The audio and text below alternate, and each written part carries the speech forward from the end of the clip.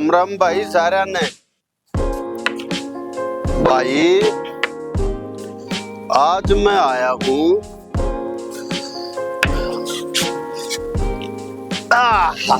थारे तब बात करने पहचान तो लिया हूँगा मैं थारा ताऊ सुरते हरियाणवी कलाकार भाई थारा मनोरंजन तक कराऊं छू फिर न्यू सोची ये हरियाणा में इलेक्शन भी आ रही है तुम्हारी भी जिम्मेदारी बने है कुछ न्यू को आग्रह जो आदमी अपने देश का नहीं अपने धर्म का नहीं अपने राम का नहीं वो किससे काम का नहीं। तो भाई हिम्मत न्यू सोची जब बात मेरे प्रदेश की है मेरे हरियाणा की है तो आप लोगों के साथ मैं बात करूं। भाई ये हरियाणा में चुनाव चल रहे हैं सारी पार्टियां आप अपने वादे करेगी दावे करेगी एक दूसरे ने गलत साबित करने की कोशिश करेगी यो इनका काम है। हम राजनीतिक लोग नहीं हैं हम हैं इस समाज का आईना। कलाकार समाज का आईना होता है जो समाज के अंदर घटनाएं घट रही होती हैं उनको कलाकार उजागर करता है। भाई मैं आप लोगों से बस यही गुजारिश करने आया हूं कि अपने मत का इस्तेमाल जो तुम्हें बाबा साहब ने अधिकार दिया है जिसको हम मताधिकार कहते हैं हमें जो अधिकार मिला है उसका सही से इस्तेमाल करें। यूं नहीं अकाए किसी ने सबज बाग दिखा दिए हम अपनी वोट वहां डाल के आगे ना भाई। अरे न्यू भी मत करो अकी भी आंडेंगे पौवे प्याते अग पहले वो बोतल दे गया और रफिए दे गया इतने हजार में वोट दे दी उतने हजार में वोट दे दी। जो तुम अपनी वोट ने बेचोगे या दारू के ऊपर वोट गिरोगे भाई रे अपने बालका का गला अपने हाथ तक काटोगे। वोट का मतलब क्या समझो तुम। वोट वो पावर है जो तुम्हें अपने 5 साल के लिए आपके भविष्य के लिए योजनाएं बनाने का अधिकार देती है। वो अधिकार आपके पास है कि आपके भविष्य को सुरक्षित कौन कर सकता है। वोट इस पे दो। रही बात बहुत से न्यू कहते हैं यो आदमी अच्छा से यो बुरा से यो अच्छा से। अरे कोई अच्छा बुरा नहीं होता अच्छी बुरी नीतियां होती है। न्यू देखो किस पार्टी की नीतियां कैसी है। सीएम के हाथ में कुछ ना होता सीएम से ऊपर पार्टी हो है भाई। पार्टी के हाथ में बहुत कुछ हो है। तुम्हारा जो मत है वो तुम्हें सीएम बनाने का अधिकार दे देगी। मान लिया तुमने सीएम बना दिया कोई और उसकी पार्टी की नीतियां कैसी हैं वो देखो क्योंकि सीएम अपनी पार्टी की नीतियों से बाहर नहीं जा सकता। अगर वो बाहर जाने की कोशिश करेगा पार्टी के मारेंगे पिछवाड़े पर लाकर बदल देंगे। फिर कित गया थारा वोट। अब ये सोच रहे होगे कि ताऊ किसी बात करने लग गया। मैं बिल्कुल सही कर रहा हूं भाई। कलाकारी तो बाद की बात है। सबसे पहले मेरे लिए मेरा हरियाणा प्यारा है मेरे लिए मेरी आने वाली नस्लें प्यारी हैं। आज हम निजी स्वार्थ के लिए कुछ भी गलती करेंगे उसका खामियाजा हमें अपने आने वाले टाइम में भुगतना पड़ेगा। ऐ भाई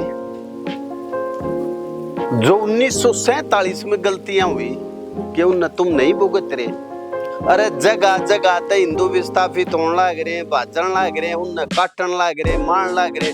और 5 साल जब 14 के बजाय 2014 में मोदी आने के बजाय अगर कांग्रेस आ जाती तो मेरे भाई क्या होता तुम्हारा?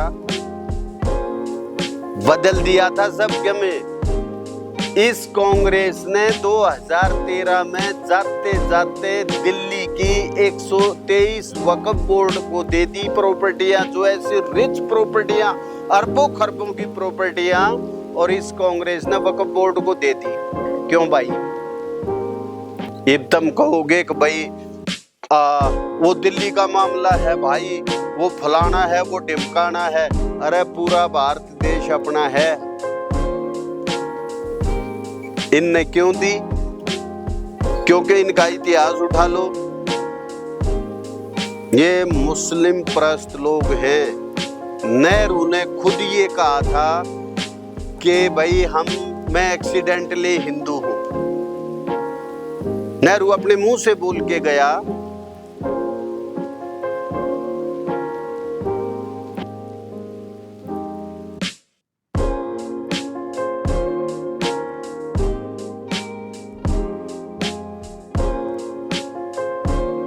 कि मैं एक्सीडेंटली हिंदू हूं, मतलब मैं हिंदू नहीं हूं। और ये सच भी है, क्योंकि इनका इतिहास बताता, इनकी प्रणाली बताती कि इनके दादा का नाम गयासुद्दीन था। ये शर्त पे हम हिंदुओं के ऊपर राज करने के लिए हिंदू बने थे। और उसके बाद जितने भी देश के अंदर गलत कार्य हुए वो सिर्फ हिंदुओं के साथ हुए। मुसलमानों को ये पावर देते देते देते देते इस स्टेज पे ले आए थे कि आप अपने आप को हिंदू कहने में भी तुम्हें शर्म आने लग गई थी। तुम अपने आप को हिंदू नहीं बोल सकते थे। अरे अब इस 10 साल में, 12 साल में, 11 साल में तुम्हें कुछ ऐसा एहसास हुआ है 10 साल के अंदर कि भाई हम हिंदू हैं। भाई देख, मैं तो साफ सुथरा बोलूं, मेरे लिए लोग बोलते भी हैं कि यार मान आप कलाकार हो, ऐसा मत बोला करो। भाई मैं कलाकार बाद में हूँ, मैं पहले राष्ट्र प्रेमी हूँ। मैं अपने देश को सबसे ऊपर रखता हूँ। देश सुरक्षित हाथों में है तो मेरे भाई हमारी आने वाली नस्लें सुरक्षित हैं। मैं कई जगह जाता हूँ, काम करता हूँ, वहाँ पे 80% लोगों की भावना यही है कि भाई अब सरकार बीजेपी की ही आनी चाहिए, और आनी भी चाहिए। हरियाणा में आनी भी चाहिए, क्योंकि पहले आप लोग देखते थे बिना खर्ची के और बिना पर्ची के आजकल नौकरियां लग रही हैं। और पहले मैं नाम नहीं लूंगा, एक गांव में था मैं, और उस गांव का लड़का मेरे सामने बैठा और वो कहने लगा, बोला सर हमारे कास्ट की उसने बात की, हम सनातनी हैं, हम कास्ट को नहीं मानते। और जो लोग कास्टिज्म के पीछे घूम रहे हैं वो अपने बच्चों का गला दबा रहे हैं। हिंदुओं में कास्टिज्म के लिए हिंदुओं को बांटा जा रहा है जाति पाति में, बटो मत। तो मेरे से कहा गया कि जब ये हुड्डा की सरकार थी, हम गए फार्म भर रखे थे, बोला थारी जाति में 1 लाख लिया। क्यों भाई, दूसरा बच्चा लाएगा तो वो क्यों नहीं लगेगा रे? हैं? उसने औरों के बालक भर दिए जो पर्ची और खर्ची वाले थे, जो खर्ची लेकर आए वे भर दिए, और उस बच्चे को नौकरी नहीं मिली। वो लायक बालक था, उसको नौकरी नहीं मिली। और अभी सरकार में गरीब बच्चों को नौकरियां लग रही हैं, जो लायक बच्चे हैं, जो कामयाब बच्चे हैं, उनको नौकरियां मिल रही हैं। और पहले सिपारशियों को नौकरी मिलती थी, लायक बच्चे इधर उधर धक्के खाते घूम रहे थे। तो मैं बात कर रहा था हिंदुओं के विनाश की। तो इस कांग्रेस ने शुरू से हिंदुओं का विनाश किया है। पहले नेहरू के टाइम में, ये बताओ, जब धर्म के आधार पे देश का बंटवारा हो गया तो इनको हमारे देश के अंदर रखा क्यों गया? और रख भी लिया तो भाई जैसे पाकिस्तान के अंदर हिंदुओं को, या बांग्लादेश, अफगानिस्तान, किसी भी मुस्लिम कंट्री के अंदर हिंदुओं को वोट देने का अधिकार नहीं है, तो इन्हें वोट देने का अधिकार क्यों दिया गया? और फिर अगर अधिकार दे भी दिया तो इनके लिए अलग कानून क्यों बनाया गया? हमारे तो 2 के बाद अगर तीसरा होगा तो उसके साथ ये हो जाएगा, वो हो जाएगा, ये हो जाएगा। आपकी अगर गलती से दूसरी शादी हो गई तो पहली के जिंदा रहते या तलाक के बिना अगर दूसरी शादी कर लोगे तो आपको सजा, और इनको चाहे भाई 4, 7, 8, 10 कहे कर लो। इनका भाई सरिया कानून, इनका तो सरिया